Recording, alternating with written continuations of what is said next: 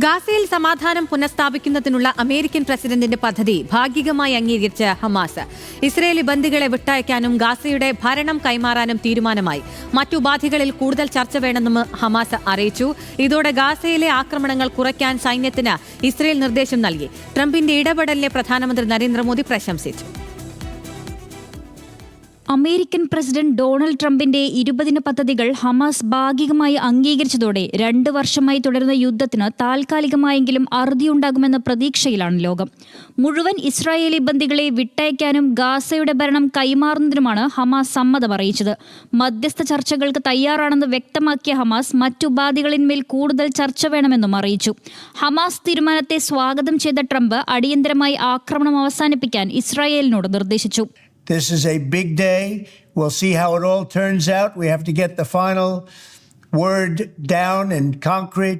Very importantly, I look forward to having the hostages come home to their parents and having some of the hostages, unfortunately, you know the condition they're in. India ഉൾപ്പെടെയുള്ള രാജ്യങ്ങൾ ഹമാസിന്റെ തീരുമാനത്തെ അംഗീകരിച്ചു. സമാധാനം പുനഃസ്ഥാപിക്കുന്നതിൽ Trump നിർണായക പങ്ക് വഹിച്ചെന്ന് പ്രധാനമന്ത്രി നരേന്ദ്രമോദി എക്സിൽ കുറിച്ചു. വെടിനിർത്തൽ, ജീവകാരുണ്യം, പുനർനിർമ്മാണം, സുരക്ഷ, നിരായുധീകരണം, അധികാര കൈമാറ്റം, ഭാവി പദ്ധതികൾ എന്നിവയാണ് ട്രംപിന്റെ ഗാസ സമാധാന പദ്ധതിയിലുള്ളത്. ബന്ദികളെ കൈമാറിക്കഴിഞ്ഞാൽ ഹമാസ് നിരായുധീകരണം നടപ്പാക്കണമെന്ന് പദ്ധതിയിൽ പറയുന്നുണ്ട്.